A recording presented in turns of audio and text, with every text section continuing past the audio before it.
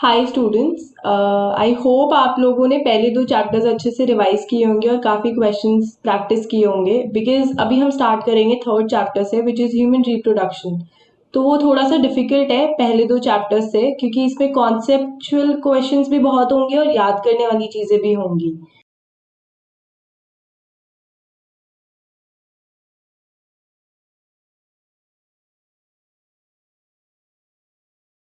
तो let's start with the first part. तो first question पे आते हैं, चूज द करेक्ट ऑप्शन। तो लेबलिंग्स में देखते हैं, ठीक है। तो पहला पहला यहाँ पे कहाँ पे दे रखा है इसे, इसकी ये लेबलिंग है एपिडिडाइमस, ठीक है। जो ये वाला एरिया है ना, ये ग्लैंस पेनिस में आता है और ये जो बाहर की इसकी जो स्किन होती है ये फोर स्किन है, ठीक है। सेकंड ऑप्शन में क्या है, ये है अपना प्रोस्टेट, ठीक है। ये तो है अपना ब्लैडर, ये होते हैं अपने यूरेटर्स, ठीक है। और जो थर्ड ऑप्शन है इस ये होता है टेस्टीज।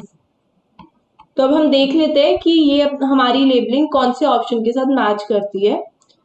तो फर्स्ट है अपना एपिडिडाइमस, ये रहा, और किस में, और किसी में भी नहीं है, तो इसके हिसाब से फर्स्ट ऑप्शन हुआ। Next question, what is the pH of semen. ये तो याद करने वाली चीज है। तो सीमन याद रखना बेसिक होता है नेचर में और इसका पीएच होता है 7.2 से 7.7 तक। टेस्टीज आर सिचुएटेड, कहाँ पे होती है टेस्टीज, कहाँ पे प्रेजेंट होती है, ये होती है आउटसाइड द एब्डोमेन। ऑप्शंस देखते हैं, इनसाइड द एब्डोमिनल कैविटी, पेट में थोड़ी होगी। अबव द बल्बोयूरेथ्रल ग्लैंड, नहीं, टेस्टिस तो हमें नीचे हैंग होती हुई दिखती हैं। आउटसाइड द एब्डोमिनल कैविटी, हाँ ये हो सकता है। Outside the abdominal cavity within a pouch called scrotum. Scrotum का आगे हमें वो पता चलेगा सिग्निफिकेंस कि स्क्रोटम जो पाउच है उसके अंदर क्यों रहती है, क्योंकि टेस्टीज को ना ये स्पर्मेटोजेनेसिस होती है, टेस्टीज में स्पर्म प्रोडक्शन होती है। तो वो अच्छे से हो पाए इसके लिए वो स्क्रोटम में होती है ताकि उसका temperature 2 to 2.5 degree Celsius lower रहे, lower than the other body का टेम्परेचर पूरा। तो इसका आंसर होएगा outside the abdominal cavity within a pouch called scrotum. Next question, why the temperature of scrotum is 2 to 2.5 degree Celsius lower than the normal internal body temperature. पहला option है necessary for spermatogenesis. Spermatogenesis का मतलब होता है sperm का production होना, sperm formation होना, ठीक है। दूसरा है to provide nutrition to sperms. अब न्यूट्रिशन कौन प्रोवाइड कराता है, सर्टोली सेल्स कराते हैं। ये हम आगे आगे के क्वेश्चंस में देखेंगे कि सर्टोली सेल्स जो होते हैं वो करवाते हैं। For synthesis of testicular hormones which are androgens, ठीक है। ये जो होता है ये लेडिग सेल्स करवाते हैं। ये भी हम आगे के क्वेश्चंस में देखेंगे कि इनका फंक्शन क्या एग्जैक्टली और फिर है नन ऑफ द अबव। तो इसका आंसर है नेसेसरी फॉर स्पर्मेटोजेनेसिस। अब आता है next question, how many testicular lobules are present in each testis. कितने लॉब्यूल्स होते हैं, कितने compartment, these are 250। Next question, function of prostate gland is nutrition for germ cells. Nutrition तो हमें वो करवाता है Sertoli cells. Synthesises the androgen, वो लेडिक सेल्स करवाता है। Lubrication for penis and spermatogenesis, ये होता है अपना बल्बोयूरेथ्रल ग्लैंड्स की हेल्प से। और लास्ट है अपना provide alkaline medium to sperm and activate sperms, ये होता है प्रोस्टेट ग्लैंड का फंक्शन, ठीक है। अब आता है in which structure the sperms are produce. इनमें से कौन से स्ट्रक्चर में स्पर्म्स प्रोड्यूस होते हैं, तो इसका आंसर है इंटरस्टिशियल सेल्स, ठीक है। इंटरस्टिशियल सेल्स को हम लेडिग सेल्स भी कहते हैं। जो हम कह रहे हैं ना तब से कि एंड्रोजन सिंथेसाइज करेगा, एंड्रोजन सिंथेसाइज करवाएगा, वो यही करवाते हैं। Next question, choose the correct sequence. तो अब ना ये ना सीक्वेंस हमें याद करना पड़ेगा, इंटरनल से लेके अंदर से लेके बाहर की तरफ का प्रोसेस सीमेन का, कि कैसे वो इजैकुलेट होता है, किस किस पैसेज से होते हुए वो जाता है। तो सबसे पहले तो उसमें होता है सेमिनिफेरस ट्यूब्यूल, ठीक है, सबसे पहले, क्योंकि फॉर्मेशन सेमिनिफेरस ट्यूब्यूल में हो रही है। उसके बाद वो जाता है रेटेटेस्टीज में। उसके बाद वासा डिफरेंशिया, एपिडिडाइमिस, वासा डिफरेंशिया, इजैकुलेटरी डक्ट से होते हुए यूरेथ्रा और एक्सक्रीट करता है यूरेथ्रल मीटस से। इसका ऑप्शन ए है। अब choose the correct option with respect to penis. तो पहला ऑप्शन है कि ये enlarged gland of penis is known as glans penis, ठीक है।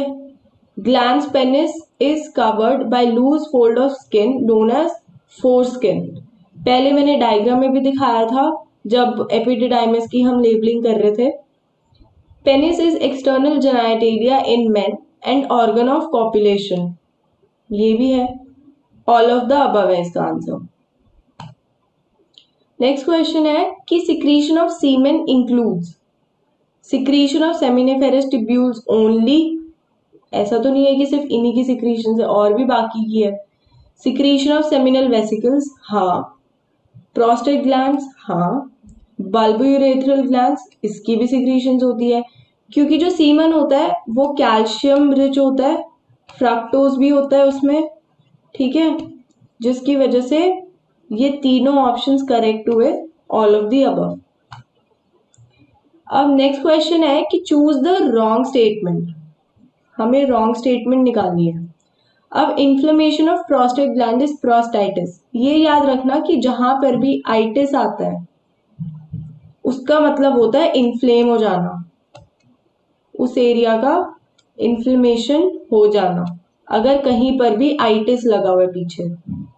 तो ये भी सही है। Prostatic fluid provides odour to seminal fluid. तो ये आप बाद में पढ़ोगे कि जो प्रोस्टेट ग्लैंड है वो कुछ ऐसा फ्लूइड सिक्रीट करता है जिसकी वजह से सीमेन से एक ओडर आता है, एक बैड स्मेल आती है। थर्ड ऑप्शन है कि सेमिनल वेसिकल्स जो होते हैं वो पेयर्ड होते हैं, फ्रक्टोज होता है उनमें, सिट्रिक एसिड भी होता है और प्रोस्टाग्लैंडिन्स भी होता है, ये भी सही है। फोर्थ है बल्बोयूरेथ्रल ग्लैंड्स जो है वो अनपेयर्ड है, ये स्टेटमेंट फॉल्स है। इसका मतलब कि हमें रॉन्ग स्टेटमेंट चूज करनी थी, तो D is the correct option, क्योंकि जो बल्बोयूरेथ्रल ग्लैंड्स है वो पेयर्ड होते हैं, ठीक है। सेमिनल वेसिकल्स और बल्बोयूरेथ्रल ग्लैंड्स पेयर्ड होते हैं और प्रोस्टेट ग्लैंड सिंगल होते हैं। अब ovaries are composed of, layer पूछा है कि ओवरीज कौन सी लेयर से बनती है, तो इसका हो जाएगा हमारा आंसर जर्मिनल एपिथेलियम, ये आपको याद करना पड़ेगा। Ovary stroma has two zones, as जो बाहर का एरिया है उसे हम कॉर्टेक्स कहते हैं, जो अंदर का एरिया है उसे हम मेडुला कहते हैं। तो इस हिसाब से both A and B are correct. अब आ जाते हैं डायग्राम। ये फीमेल रिप्रोडक्टिव सिस्टम का डायग्राम है। तो अब हम जो लेबलिंग्स नहीं हो रखी है वो देख लेते हैं। ये तो जो भी कैविटी है ये तो पूरी, this is all uterine cavity, यहीं पे बेसिकली इम्प्लांटेशन होती है। यहाँ ये जो एरिया है इसे हम कहते हैं यूट्राइन फंडस, ठीक है। तो मतलब ये जो थर्ड ऑप्शन है दिस इज यूट्राइन फंडस। सबसे अंदर की लेयर एंडोमेट्रियम है, ये मायोमेट्रियम है, ये पेरीमेट्रियम है। तो second option will be myometrium, ठीक है। जब प्रेगनेंसी होती है, जब पता चलता है कि हाँ फीमेल प्रेग्नेंट है, तो जो एंडोमेट्रियम है वो थिक होती है काफी, ठीक है। ये है ओवरी, ये और ये दो ओवरीज है। ये है अपना सर्वाइकल कनाल, ये बाद में बन जाता है बर्थ कनाल प्रेगनेंसी के टाइम पे। ये है इस्थमस, एम्पुला और ये है इनफंडिबुलम।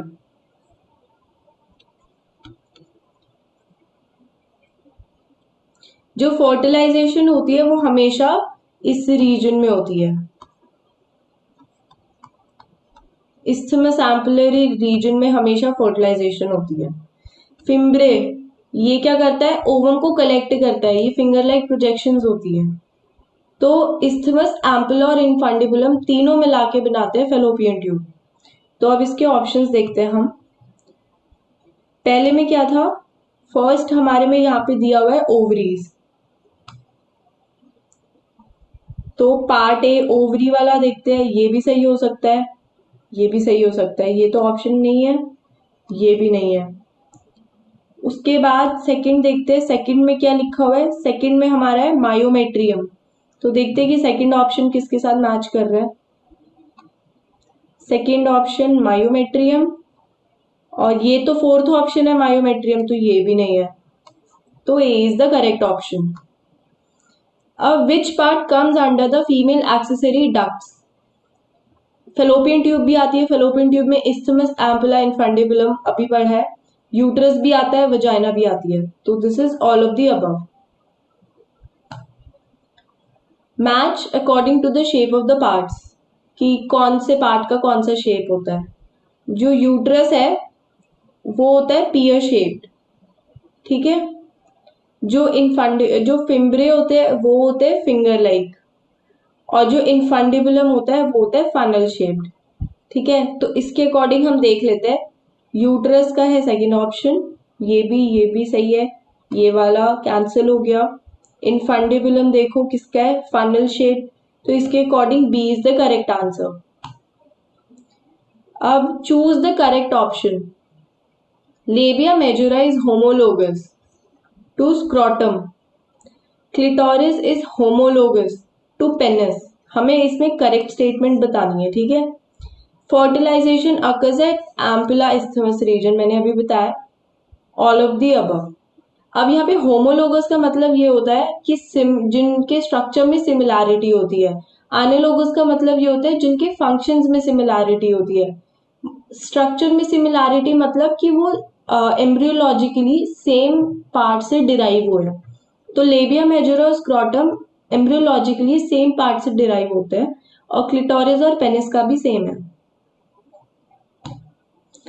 अब आ जाते हैं नेक्स्ट क्वेश्चन पे, how many memory lobes are present in each breast. तो हर एक ब्रेस्ट में कितने मेमोरी लोब्स प्रेजेंट होते हैं, तो ये है 15 to 20 लोब्स, ये आपको याद करना पड़ेगा। नेक्स्ट क्वेश्चन है कि the nutritive cells found in seminiferous tubules are.